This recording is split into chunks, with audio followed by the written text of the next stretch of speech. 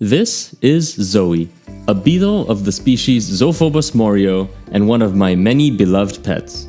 I first found Zoe as a stowaway in a batch of Tenebrio molitor mealworms that I had ordered and decided to separate him from the rest.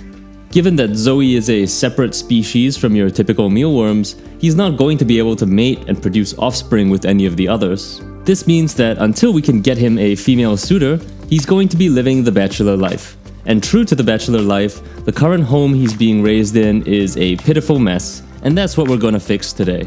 I have some of these spare small, clear plastic containers that I use for raising small isopod colonies, and I think this will do really nicely as a bachelor pad, at least until I can find or make a larger enclosure or vivarium. We're gonna hook our boy up, so let's talk upgrades. Here's what I'm thinking.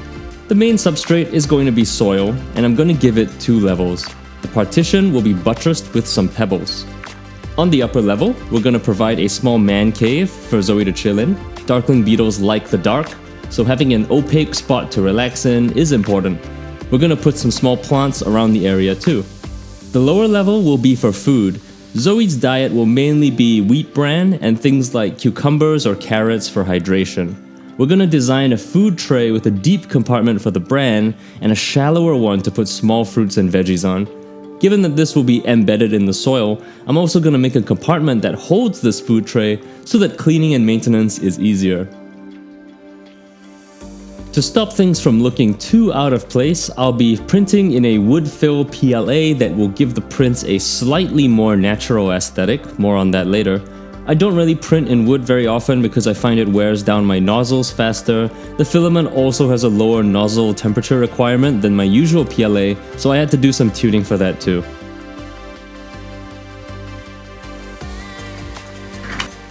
Now, we're ready to hardscape.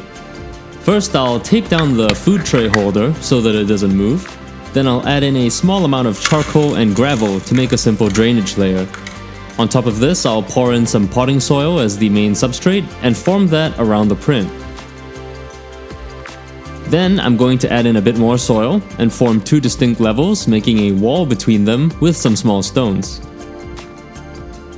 After this, we can put the house and food tray in their respective places and add in some other hardscape decorations.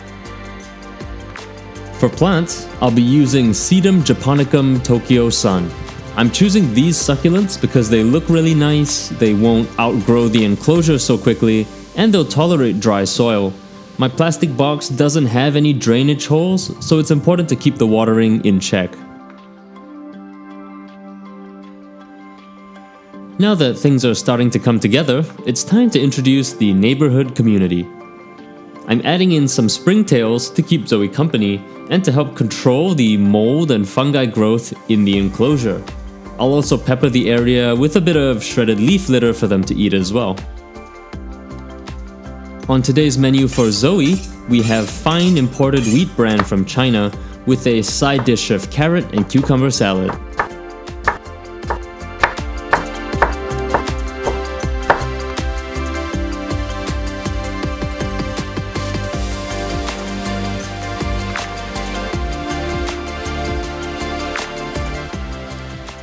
Now with everything in place, it's time to show Zoe his new home.